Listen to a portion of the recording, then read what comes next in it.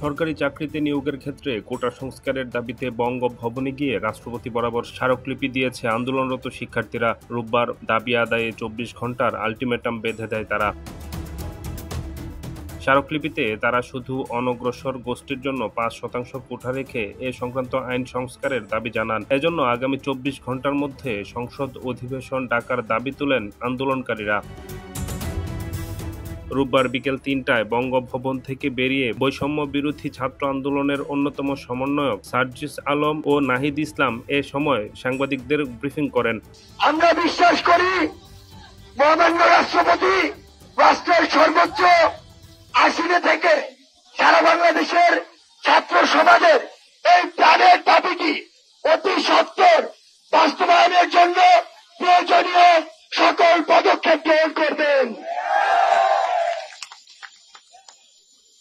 বন্ধুগণ, আপনারা শুনলেন, আমরা আমাদের পদযাত্রা সফল করে মহামান্য রাষ্ট্রপতি বরাবর আমাদের স্মারকলিপিটি পেশ করেছি।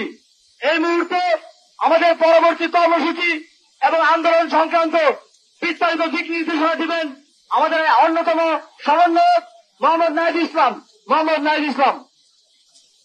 প্রিয় বন্ধুগণ, আমরা গত ১ জুলাই থেকেই নিয়মতান্ত্রিকভাবে আমাদের আন্দোলন চালিয়ে আসছি। আমরা যেরকম অবরোধ অবস্থানের মতো কর্মসূচি দিয়েছি, একইভাবে আমরা বিক্ষোভ সমাবেশ এবং আজকের পদযাত্রা ও স্মারকলিপির মতো কর্মসূচিও করে যাচ্ছি।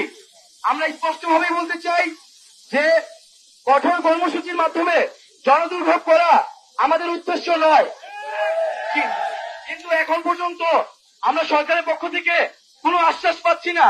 সরকারের কোনো কি উদ্দেশ্য সেটা আমাদের কাছে স্পষ্ট হচ্ছে না।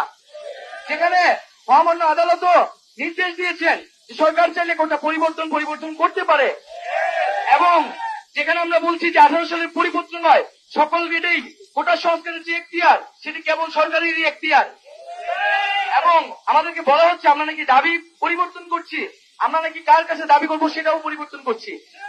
আমরা প্রথম থেকে আমাদের বক্তব্য খুবই স্পষ্ট, কোটা সংস্কারের এখতিয়ার সরকারের, সেটা আমরা প্রথম থেকেই বলেছি, নির্বাহী বিভাগ এবং সরকারের, বরং সরকারই সেই দায় এড়ানোর চেষ্টা করেছে।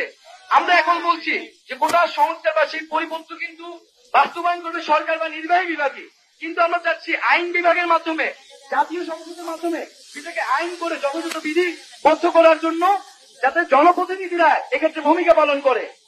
ফলে আমাদের এই বক্তব্য বা দাবি কিন্তু কখনোই স্ববিরোধী নয়, বরং আমরা যতগুলো দরজা আছে সবগুলো দরজায় যাচ্ছি, এবং আমাদেরকে দরজা থেকে ফিরানো হচ্ছে, এবং এই ফিরানোর পরে তারা আবার বলতেছে আমরা নাকি এক জায়গা থেকে আরেক জায়গায় ফিরছি।